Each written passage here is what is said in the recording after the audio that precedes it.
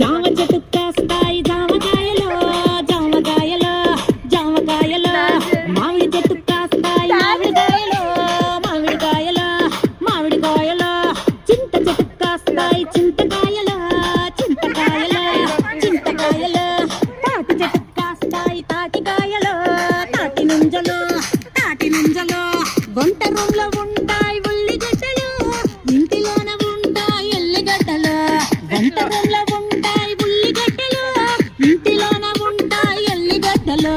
ఏదేమైనా గాని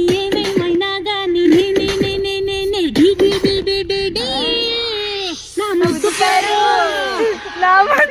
ముద్దు పేరు పెట్టుకున్న సాదిరెడ్డి పెంచుకున్న పచ్చ ఎండు